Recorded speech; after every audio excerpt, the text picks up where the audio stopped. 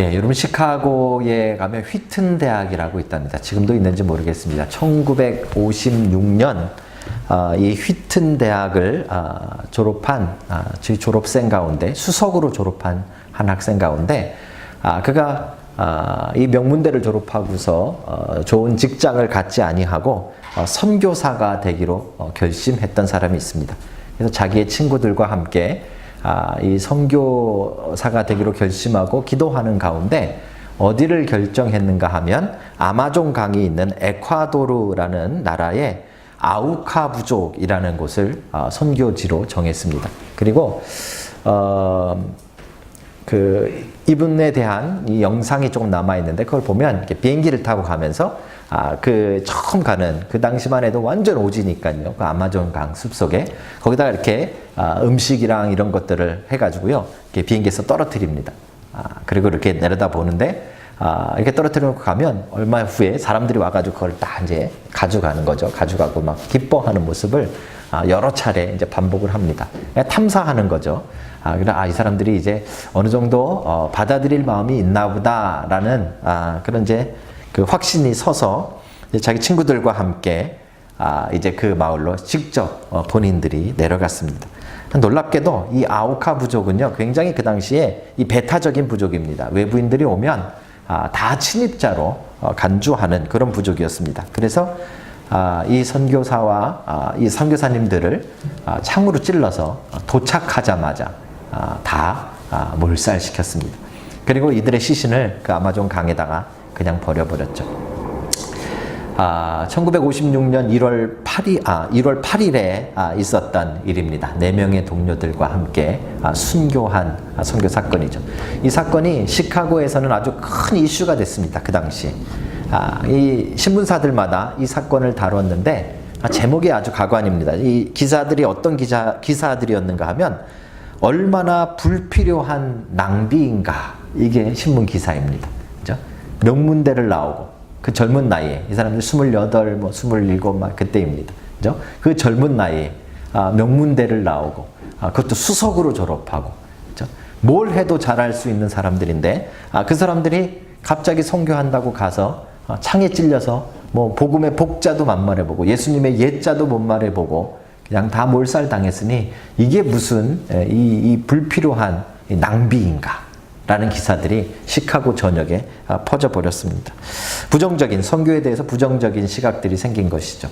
우리나라도 예전에 우리 아프가니스탄 갔을 때 우리 한국 단기 선교팀 막 붙잡혀가지고 순교당하고 막 해서 난리가 아니었죠. 막 전 국민들이 막 욕하고, 그죠? 교회가 지혜롭지 못하다 하고, 무식한 선교라 하고, 막 이런 이야기들이 있었습니다. 아마 이 시카고에서도 그 당시에 마찬가지였던 것 같습니다. 그런데 그 와중에 이 선교사 수석으로 졸업한 이 친구의 결혼해서 아이와 아내가 있었는데 아내 이름이 엘리자베스였습니다. 이 엘리자베스가 간호학을 공부하고 간호사가 되어서 이 나머지 순교한 4명의 그 선교사님들의 아내들과 함께 아이들을 데리고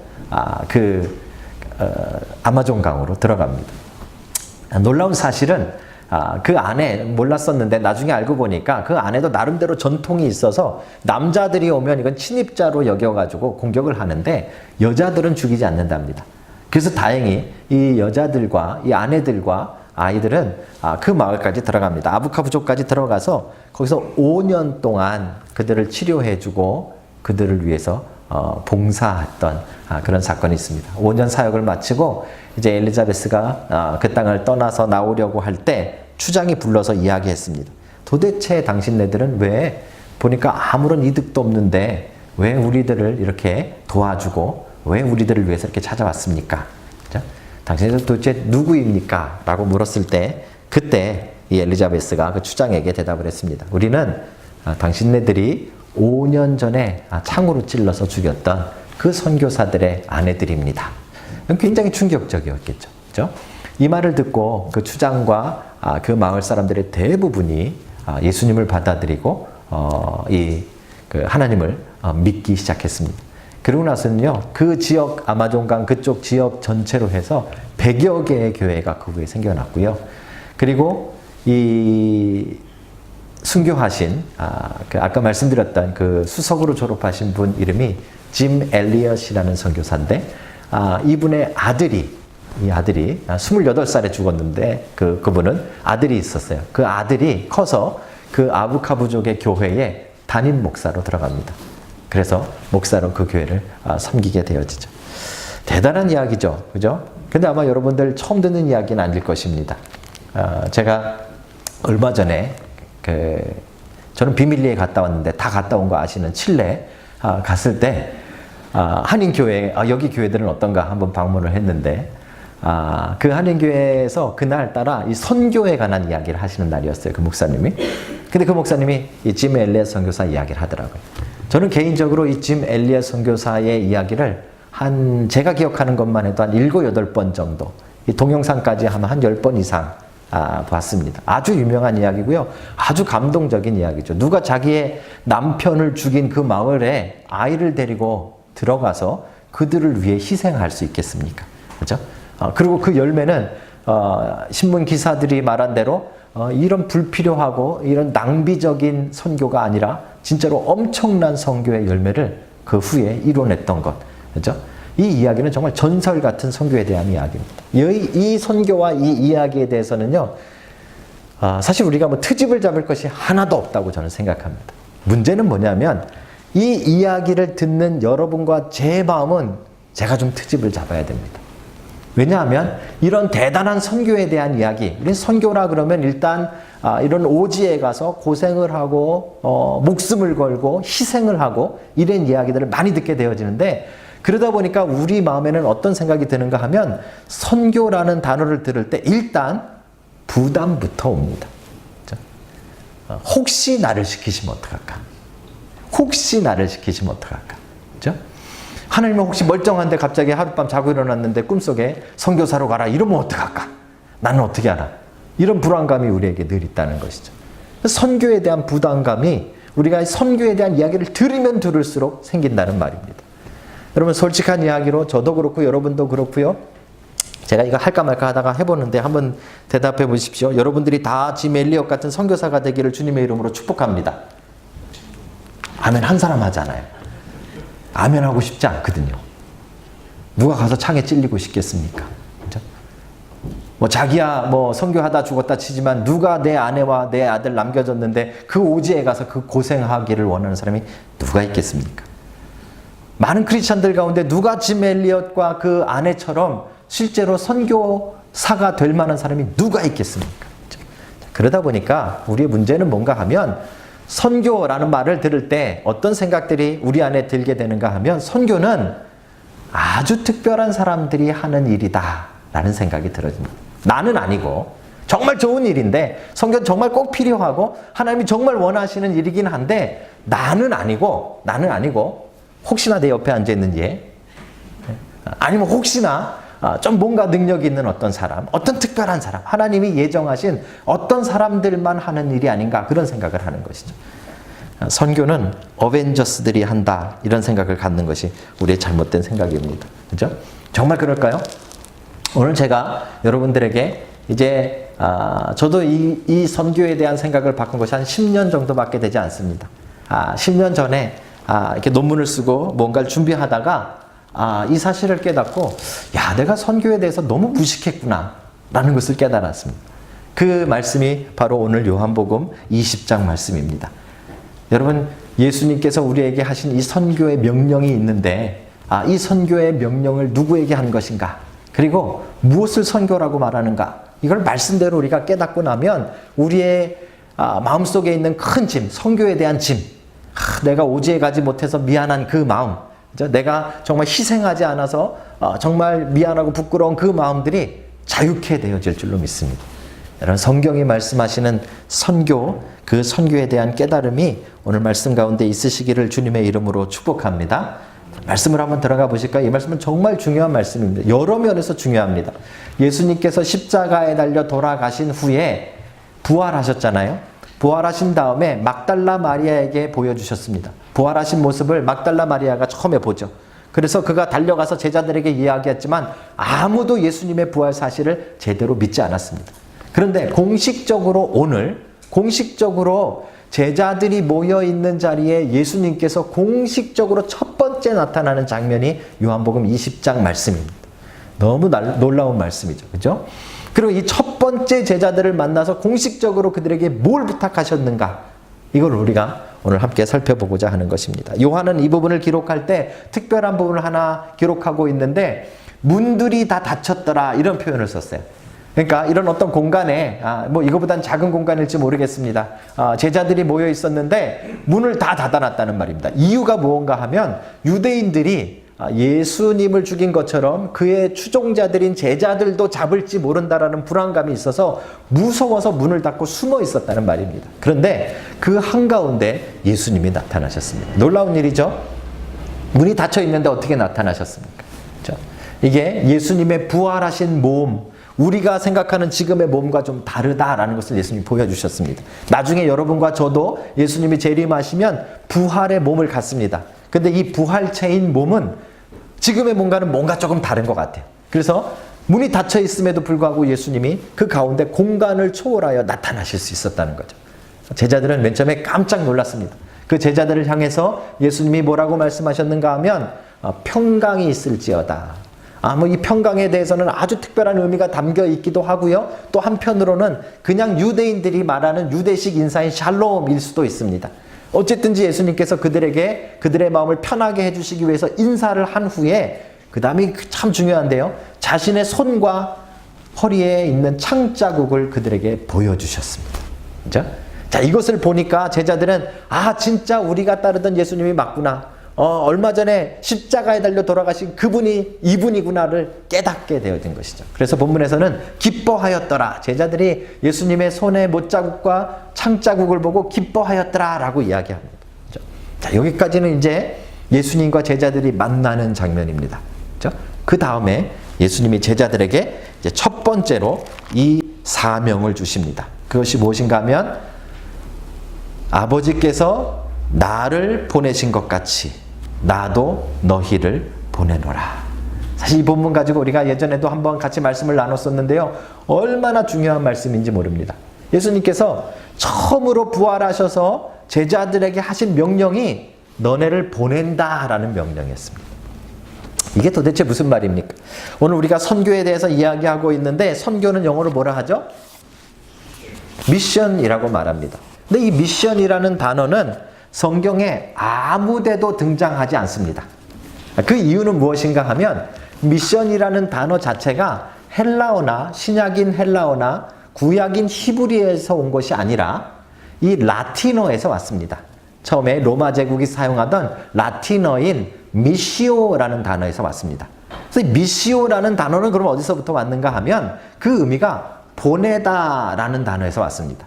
그게 오늘 본문에 나와 있는 보내다라는 단어인데 아페스탈렌이라는 단어라고 찾아보니까 아페스탈켄이라는 단어라고 나오네요. 이게 어디서 나온 단어인가 제가 찾아봤더니요. 어포스톨로스라는 단어에서 왔습니다. 어원이. 여러분들이 그 사도를 말할 때 예수님의 제자들 가운데 12명을 사도라고 부르는데 사도를 영어로 뭐라 하죠? 어포슬이라고 이야기하잖아요. 그죠? 그 단어가 여기서 온 거예요. 사도라는 말의 뜻은 보냄받은 자라는 뜻이에요. 그래서 오늘 본문에 예수님께서 아버지가 나를 보낸 것처럼 내가 너희를 보내노라 하신 이 말씀은 단순히 12명의 사도들에게만 하신 것이 아니라, 그죠? 이것은 처음에 예수 그리스도의 십자가를 믿고 부활을 믿은 이 신앙을 가진 모든 그리스도인들에게, 교회에게 하고 있는 명령인 것이죠. 그래서 이것을 우리는 선교적 사명이라고 말합니다. 제자들만 보내신 게 아닙니다. 1차적으로는 제자들도 보내셨지만 여러분과 저도 보내셨다는 말입니다. 그래서 여러분과 저도 뭐다? 사도다. 자, 이 부분을 이제 좀 오해하시면 안 됩니다. 요즘 신사도 운동이라고 그래가지고 막 이렇게 뭔가 신비한 거 막 하시는 분들이 자기네들끼리 사도 임명을 해요. 그래가지고 이 세계 사도들이 이제 몇십 명 있습니다. 한국 분도 그 중에 뭐 한 분 계시다 그러고요. 그거 말하는 게 아니에요. 직분적인 사도를 말하는 것이 아니라 어떤 제도적이거나 명함적인 그런 사도가 아니라 실질적인 업무상의 맡은 사명상의 사도는 여러분과 저라는 거예요. 모든 그리스도인들, 그리스도의 십자가를 믿고 부활을 믿는다면 그 사람들에게 모두 다 오늘 예수님이 하신 말씀대로 보냄받은 삶을 살아야 돼요. 보냄받은 삶이 뭐다? 선교적 삶이다. 말 그대로. 그래서 여러분과 제가 곧 선교사다라는 말입니다. 이제 아직도 마음속에 좀 부담이 있죠. 선교사다 그러면 뭔가 오지에 가서 자꾸 죽어야 되는 줄 알고 자꾸 불안해 하시는데, 그게 아니라 지금 제자들을 세상 가운데로 보냈듯이 여러분도 이제 세상 속으로 예수님께서 보내셨다는 말입니다. 그죠? 그런데 생각해 보십시오. 여러분들을 오지에 보냈다면 이 땅에 남아있을 사람이 아무도 없습니다. 그죠? 모든 그리스도인들을 다 보내긴 보냈는데 어디로 보낸 겁니까? 세상 속으로. 즉 여러분들의 생활 속으로, 여러분의 직장으로, 그렇죠? 여러분들의 가정으로, 여러분 같은 경우 웰링턴으로. 여러분들의 선교지는 그러니까 여러분의 직장이 되는 거예요. 여러분들의 직장과 과정과 일터에서 여러분들이 선교사적 삶을 사는 것이 오늘 예수님이 말씀하신 선교의 사명이라는 거예요. 이제 마음을 조금 이 선교에 대한 부담에서 조금 더 쉬어야 돼요. 선교라 그러면은 뭔지 자꾸 짐 엘리엇처럼 어디에 가서 막 창에 찔리고 맞고 막 정말 막 끓는 가마 속에 들어가고 막 이런 것만 자꾸 선교라고 생각하시면 안 되고요. 그것도 물론 선교입니다. 그죠? 좀 더 그 복음을 넓게 전파하기 위해서 하나님이 사용하시는 중요한 선교의 모습입니다. 그런데 더 중요한 선교의 모습은 무엇인가 하면 모든 그리스도인들이 예수 그리스도의 십자가와 부활을 믿는 모든 사람들이 자신들의 일터와 자신들의 가정과 자신들의 삶 속에 선교사로 보냄을 받았다는 마음을 가지고 살아야 된다는 말이에요. 그래서 누가 선교사라고요? 여러분들이 다 선교사다라는 말입니다. 여러분들이 선교적 삶을 사시기를 주님의 이름으로 축복합니다. 그래도 우리가 아직도 불안하죠, 그죠? 뭐 직장에서 맞을까봐? 아니고요. 여러분들의 삶이 선교지고요. 여러분 삶에 여러분들이 사는 삶이 선교적 삶이라는 말입니다. 제가 여러 번 말씀드렸지만 제가 목회를 하기 전에 이 신학을 공부하기 전에요. 신학을 공부하니까 정말 오래 고민했습니다. 8년 고민을 8년이 더 되는지 적게 되는지도 정확하게 기억이 따져보니까 8년인 것 같아요. 그래서 8년 동안 제가 정말 신학을 해야 되나 말아야 되나 고민을 참 많이 하다가 이 나라에 와서 이제 신학을 하게 되어졌는데, 그 결정적인 계기는 그 핸더슨에 있는 바이블 칼리지라는 그 학교에 들어가면서부터 뭐 얼람수도 받아야 되고 뭐 좀 궁금한 것도 있고 해서 거기에 이제 신학 과정 전에 준비하는, 영어 좀 반 배우고 성경도 반 배우는 그 프리페라토리라는 과정이 있습니다. 그래서 그 과정에 준비 과정에 제가 들어갔습니다. 그런데 그 과정에서 1년을 공부하는 가운데 놀랍게도요, 제가 얼마나 성경에 대해서 무식한지를 발견했어요.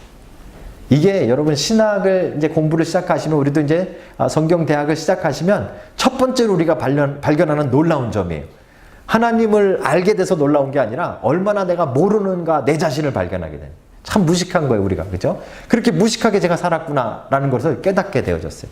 그러면서 신학을 해야겠다라는 마음이 들기 시작했어요.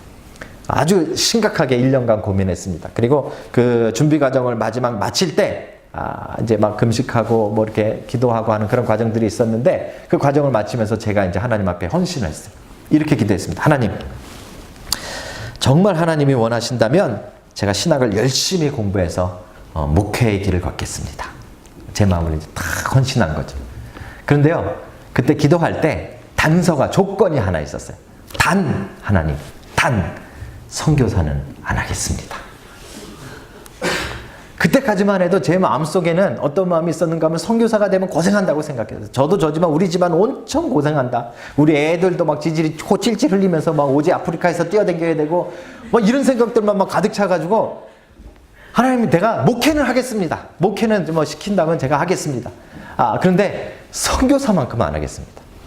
근데 제가 진짜로 그렇게 기도하면서 하나님과 타협을 하려고 했던 적이 있었습니다. 왜요? 선교는 부담스럽다고 생각하니까.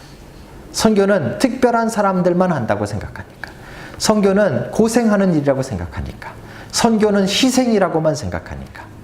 근데 여러분, 오늘 본문의 말씀을 제대로 들여다보십시오. 선교는 누가 해야 된다고요?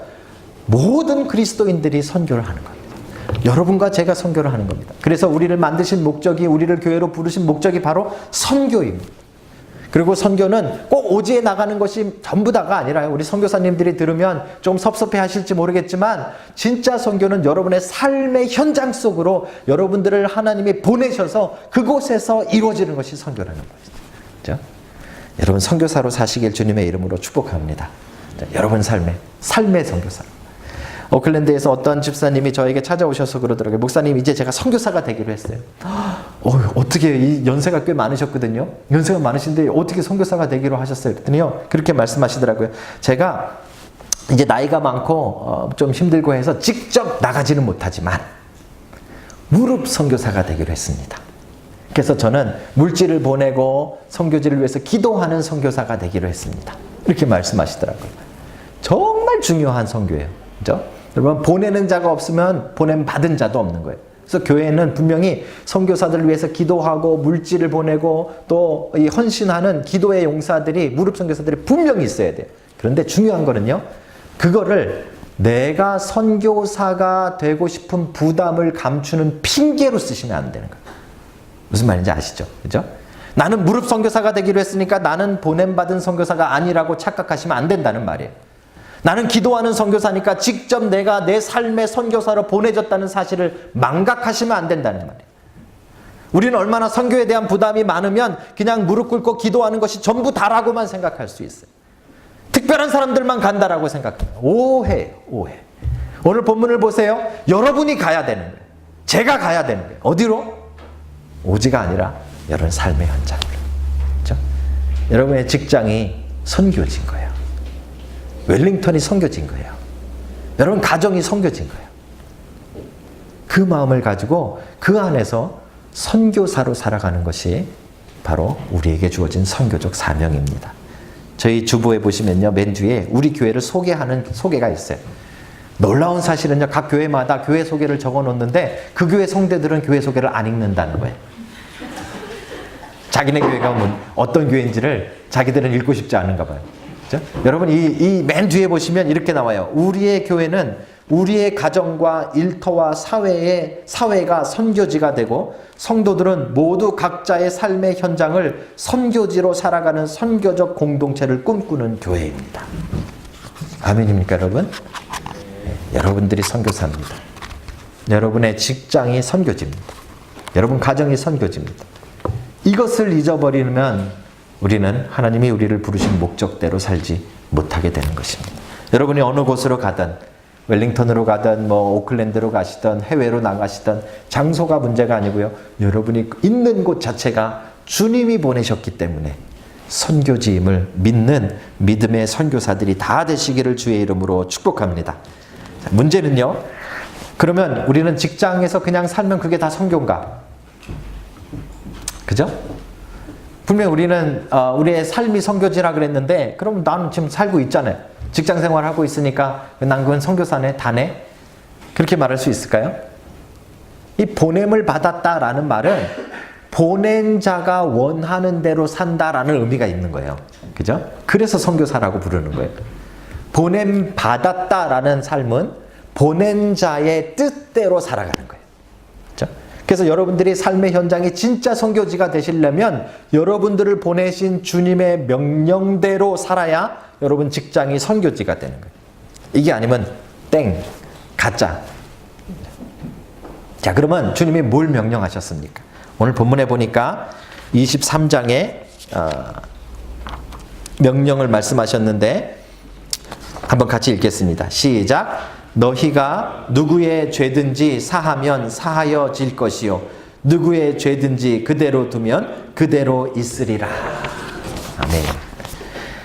예수님께서 제자들을 만나셔서 제자들에게 평강을 말씀하시고 손에 못자국과 허리에 창자국을 보여주셔서 본인이 며칠 전에 십자가에 달려 돌아가신 그들이 사랑했던 예수님임을 증거해 보이시고 그들에게 이제 아버지가 나를 보내신 것처럼 나도 너희를 보내노라 라고 첫 번째 선교적 명령을 하신 다음에 아주 특별한 행동을 하나 하시는데 성경에 보니까 숨을 내쉬시며 이렇게 말합니다.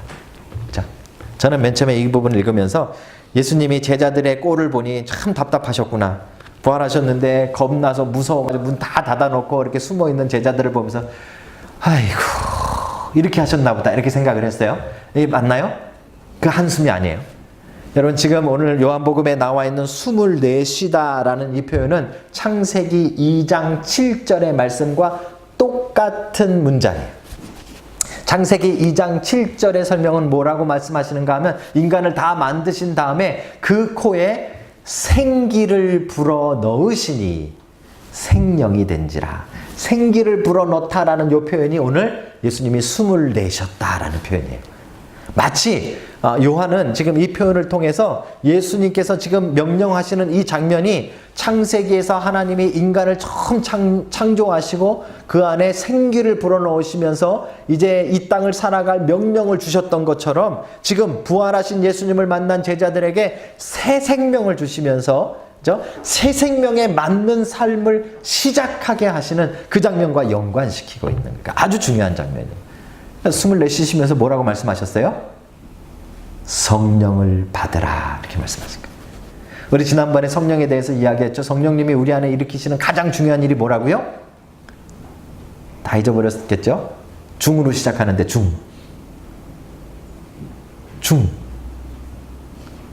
중생 모르세요? 중생 거듭남.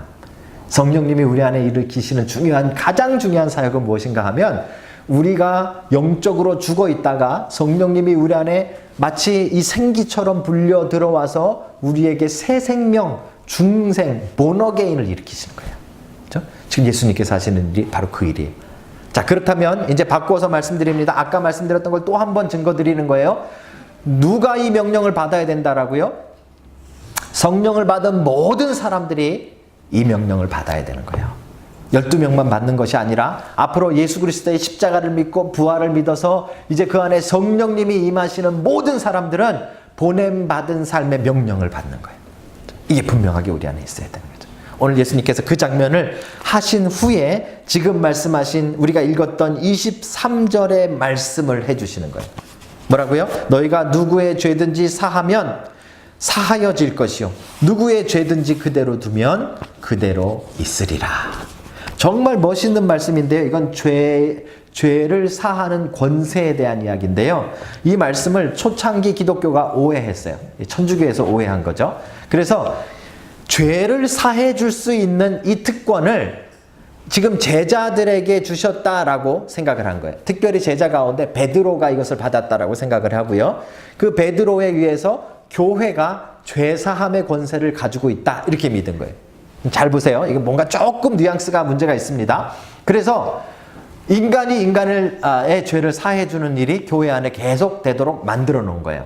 이게 교황을 통해서 각 교회 사제들을 통해서 성도들에게 죄 사하는 권한이 점점 이렇게 실행되어질 수 있다라고 만든 거죠. 그래서 만든 게 뭐예요? 천주교에서? 예? 고해성사라는 거잖아요. 그렇죠? 죄를 지은 사람이 이제 성당에 가가지고 신부님과 고해성사를 합니다. 굉장히 이 성당에서 굉장히 중요한 일입니다. 왜냐하면 이걸 안 하면 죄가 그대로 있는 거예요. 그런데 이걸 하면 죄가 없어진다고 믿는 거예요. 그래서 그 방 안에 들어가가지고 옆에 신부님 앉아있고 조그만한 이렇게 흐릿흐릿한 이 쪽문 여러분 영화에 많이 나오잖아요. 그죠? 이쪽에 앉아가지고 자기의 죄를 여러 가지 이야기합니다. 자기의 여러 가지 죄, 숨겨져 있는 죄를 다 이야기하면 신부님이 맨 마지막에 두 가지를 해요. 한 가지는 그 죄를 용서하기 위해서 벌칙을 한 가지. 자매님은 큰 죄를 지었으니 주기도문을 100번 외우시오. 이런 거. 그죠? 예전에는요, 성지순례를 갔다 오시오. 이런 거. 그죠? 그래서 죄를 지은 사람이 죄를 다 고해한 다음에 그 벌칙을 이행하면 그 다음에 이 신부님이 하시는 게 있어요. 두 번째로 죄사함을 선포해줘요. 이제 자매님의 죄는 성부, 성자, 성령의 이름으로 사하여졌습니다. 그럼 이 사람은 이제 더 이상 죄인이에요? 아니에요? 죄인이 아닌 게 됩니다. 오늘 말씀이 그 뜻일까요? 천주교에서는 계속 이렇게 해서 지금까지도 그렇게 해오고 있어요.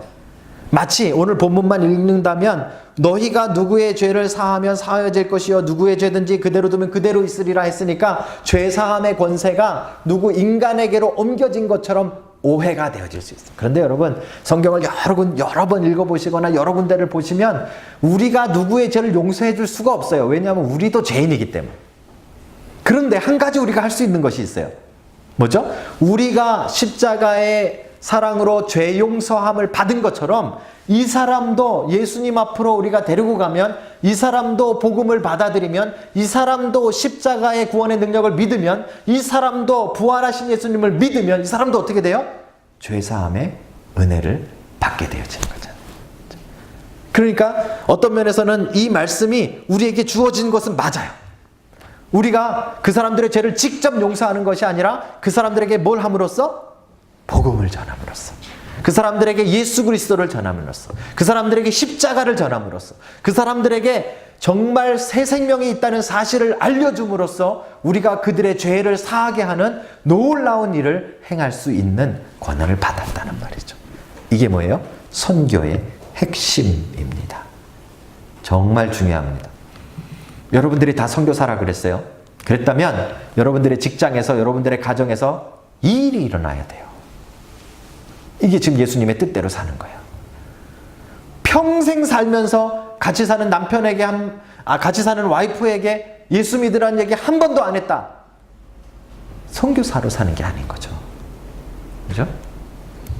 직장 생활을 1년, 2년 같이 했는데 2년 만에 서로 알았어요. 너는 서울의 S교회에 나가고 나는 서울의 D교회에 나가고 너도 교인이었어? 이러고 앉았죠, 우리는. 예수 믿으라는 얘기 한 번도 안 한 거예요. 십자가의 보혈의 능력과 부활의 능력에 대해서 한 번도 얘기 안 해준 거예요. 선교사적 삶을 사는 게 아니에요. 우리는 오늘날 이 선교라는 단어를 너무 넓게 쓰고 있는 것도 문제예요. 그러다 보니까 정말 선교의 핵심인 죄사함의 권세를 나타내고 죄사함의 권세를 전하는 이 놀라운 선교적 사명은 잊어버리고 살아요. 그러면서 선교사적으로 산다고 착각하고 있는 거예요. 오지에 가가지고 집을 짓고 그들에게 빵 공장을 만들어주고 그들에게 옷을 갖다 주고 다 좋아요. 다 중요한 일이에요. 그런데 결국은 그것이 어디로 귀속돼야 돼요? 뭘 위한 목적이어야 돼요? 그것을 통해서 그들에게 복음이 전해져야 되고요. 그것을 통해서 그들에게 생명이 전해져야 되고, 그것을 통해서 그들에게 죄사함의 권세가 정해져야 진짜 선교라는 거예요. 빵만 주고 오시면은 끝이에요, 그거는. 그건 그냥 구제하신 거예요. 구제도 좋은 일이에요. 하시지 말라는 이야기가 아니라 그게 선교가 아니라는 말이에요. 그렇죠? 오늘날 우리는 뭐든지 선교를 다 갖다 붙여요. 그렇죠? 어떤 도시에서는 선교 축구 대회 있어요. 왜 선교 축구 대회인지 물어봤어요. 그 축구 대회 다니는 사람한테. 그거 이렇게 공 차면서 예수 믿으세요 이러고 차나? 골키퍼가 공 받을 때 아멘 이러고 받아요? 근데 그거 왜 선교 축구 대회라고 보대요? 교회들끼리 대항하는 거라서 선교 축구 대회를. 제가 머리를 극적극적거렸어요.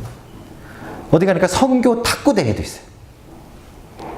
이거 뭐 한번 칠 때마다 예수 그리스도께서 십자가에 우리를 위해 뭐 이렇게 치나요? 그런 것도 아니잖아요. 근데 우리는 선교 탁구 대회라 그래요. 왜 그러냐 그러니까 교회끼리 믿는 사람끼리 탁구 대회 하니까 선교 탁구 대회.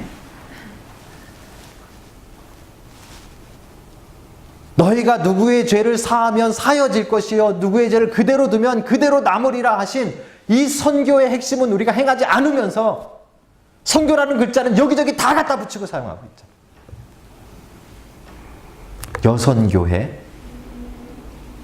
여성교회는 뭐 하죠? 교회마다 여성교회가 가장 중요하게 하는 일은 뭘까요? 주방 담당입니다. 바쁘면서 할렐루야 하나요? 안 하시잖아요. 남성교회는 제일 중요하게 하는 일이 뭘까요? 교회마다? 제가 궁금해서 찾아보니까 주차 관리래요.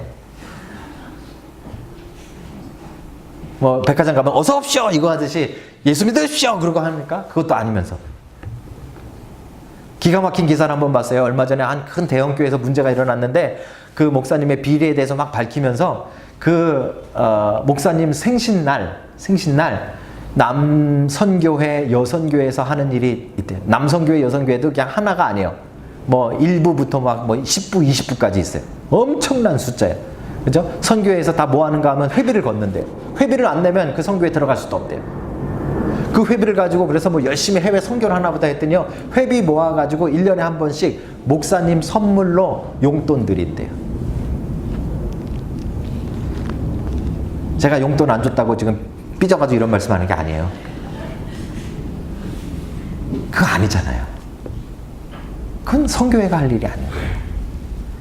우리가 정말 선교라는 단어를 사용했다면, 정말 선교라는 말을 쓰고 있다면, 여러분들이 정말 선교사라면, 여러분들이 정말 선교적 삶을 산다면, 여러분들의 직장에서 예수의 예자라도 나와야죠. 여러분의 삶을 통해서 내가 부활하신 예수님을 믿으니까 내 삶이 이렇다라고 보여주셔야죠.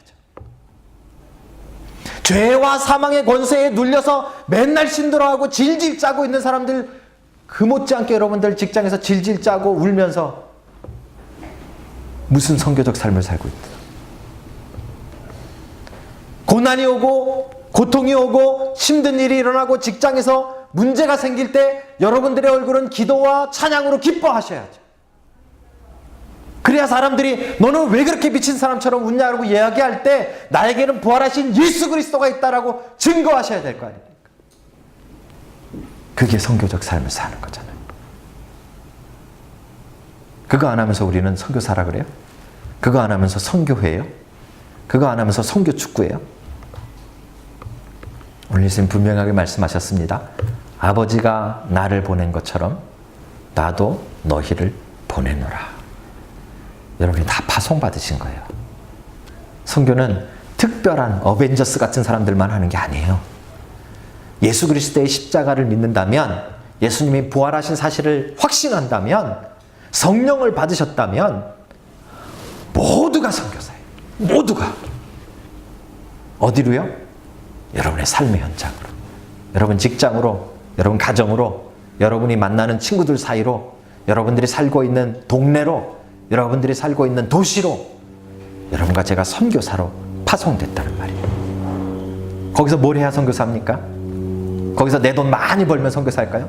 거기서 우리도 남들처럼 남 속여서라도 내 통장 불려나가면 그게 선교사입니까? 아니고요. 그 속에서 누구의 죄든지 사하면 사하여질 것이요, 누구의 죄든지 그대로 두면 두리라. 여러분들이 전하지 않고 그대로 두면 그들은 죄 속에서 사는 거예요. 여러분들은 거기서 죄사함의 권세를 나타나기 위해서 복음을 나타내고 복음의 삶을 살고 복음의 말을 하고 생명을 전하며 사시기 바랍니다. 그게 바로 여러분과 제가 선교사로 부름받은 다섯 번째 우리를 창조하신 목적인 것입니다. 사랑하는 성도 여러분, 여러분이 다 선교사가 되신 줄로 믿으시기 바랍니다. 여러분들의 삶의 현장이 선교주의임을 믿으시기 바랍니다. 그리고 선교적인 삶을 살아내시는 믿음의 사람들이 다 되시길 주님의 이름으로 축복합니다. 기도하시겠습니다.